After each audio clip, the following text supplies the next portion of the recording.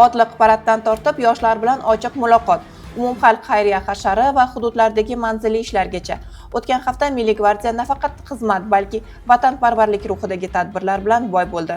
Bularning barchasini sizga aynan shu haftalik dayjestimizda taqdim etamiz. Assalomu alaykum. General polkovnik Bahodir Tashmatov Milliy gvardiya poliklinikasida bo'lib, tibbiyot xodimlari bilan uchrashdi va poliklinika faoliyatini rivojlantirish hamda xizmat sifatini yaxshilash masalalari batafsil muhokama qilindi.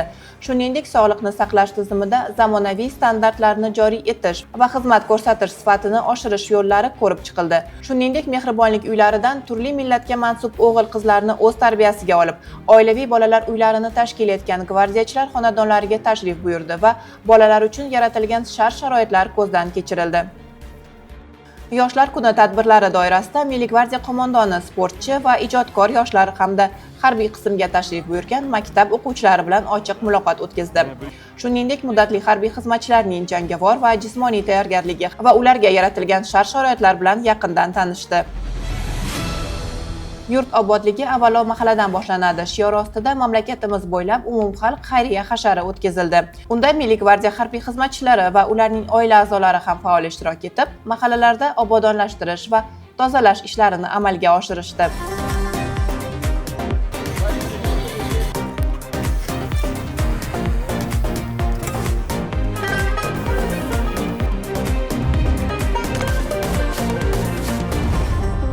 Namangan viloyatida Respublika ishchi guruhi hamda viloyat hokimligi hamkorligida jamoat tartibini ta'minlash va jinoyatchilikni barvaqt oldini olish borasida amalga oshirilayotgan ishlar o'rganildi. O'rganishlar davomida ayrim hududlarda davlatimiz rahbarining 2-sonli qarori ijrosida sustkashlikka yo'l qo'yilayotgani qayd etilib, mas'ul tashkilotlarga ijro intizomini kuchaytirish va kamchiliklarni bartaraf etish bo'yicha aniq topshiriqlar berildi. Bahorning yangilanish bayrami Navruz munosabati bilan poytaxtimizning Amir Temur xiyoboni bo'ylab Milliy gvardiya tashabbusi bilan otliq parad o'tkazildi. Unda Toshkent shahridagi kuch tuzilmalari, kavaleriya bo'linmalari ishtirok etib, bayram tadbiriga o'ziga xos ko'tarinki kayfiyat bag'ishladi. Milliy gvardiya faoliyatiga bag'ishlangan eng yaxshi she'r va eng yaxshi qo'shiq tanlovi e'lon qilindi. Tanlovning asosiy maqsadi harbiy xizmatchilar jasorati, fidoyiligi va vatan sadoqatini badiiy ifoda etish hamda yoshlarni vatanparvarlik ruhida tarbiyalashdan iborat. Siz ham tanlovda ishtirok eting. Batafsil ma'lumotlar esa rasmiy saytimizda e'lon qilindi.